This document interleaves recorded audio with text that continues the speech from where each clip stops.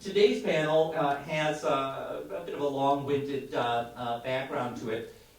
Over the summer, I knew that I wanted to somehow address branded content in the festival. When people talk about branded content in documentaries, sometimes it feels like a very new thing.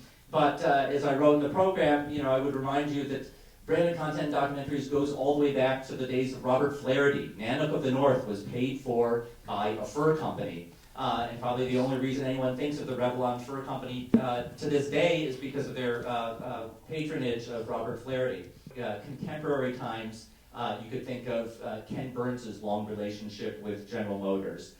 You could think of the film Food Inc., which made a partnership with Stonyfield Farms. And Stonyfield Farms had advertisements on all the yogurt containers that they put out that month when Food Inc. came out. And it was an incredible penetration of awareness for that film, which wound up doing extremely well at box office, over $4 million. So I didn't know what I wanted to do on a branded content panel when I started thinking about this, but one of the people I went to talk to was Morgan Spurlock. And over lunch, we brainstormed this idea that we kind of wrote out on a napkin, and we called it Launchpad. And we thought, one of the parts of our conversation was, look, filmmakers are getting their films made. Somehow they're getting their films made, by hook, by crook, with grants, credit cards, whatever, on a festival, and I'm seeing lots of films. Of course, it's very difficult to get films made and get the funding for films, but somehow these things are getting made, and then they're facing this other hurdle of getting to an audience.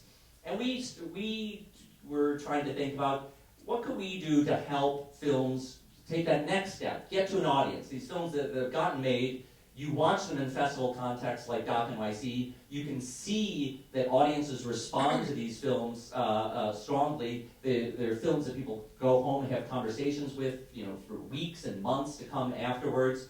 But somehow it's often hard to take that festival energy and reproduce it on a massive scale. And one reason is that those documentaries just lack marketing budgets, plain and simple. It takes advertising, it takes different kinds of outreach, it takes ingenuity to have a wide penetration of a film. So out of that frustration was this idea of Launchpad, and Morgan, who's a kind of eternal optimist, said, let's go out and we'll find brands, and we're gonna tell them they should be putting their money into these films. And DOC NYC is a kind of perfect vehicle because you've already done a curation of films, you've already separated the hundreds of films that come out every year and identified some, and you can see in a festival context which films are connecting with audiences. Meanwhile, there are these brands who are looking for content, looking for ways in which to get their message out further.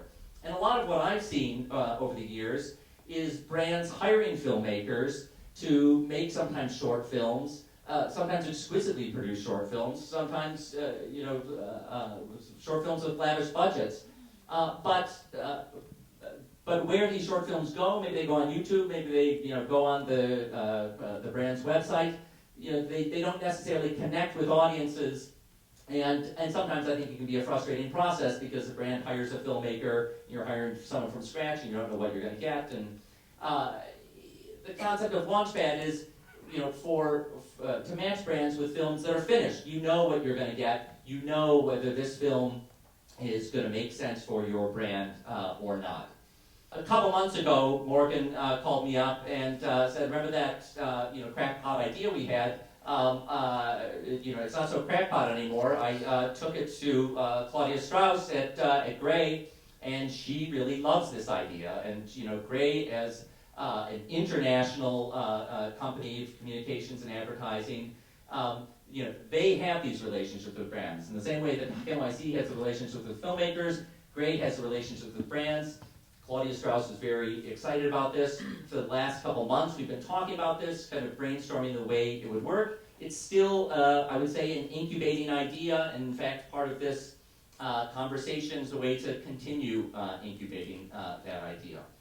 So in today's panel, we've got a range of people who work in this field, and we, there's a lot of ground we can cover. We're not going to cover it all in one panel. We hope that this is the beginning of many future conversations, but we want to touch upon different ways that brands and documentary film can intersect. We want to tell you more about our ideas for Launchpad in particular, and we hope that Launchpad will, maybe the first of its kind, but we hope that it's not the last of its kind. We hope that it inspires lots of kinds of partnerships like this, and that can be an example for others. And I certainly had a couple emails last week saying, like, you're trying to do product placement for documentaries. What does that mean? And no, that's not what it means. What Launchpad is about is helping films make the right partnerships to extend their life further in a marketing way.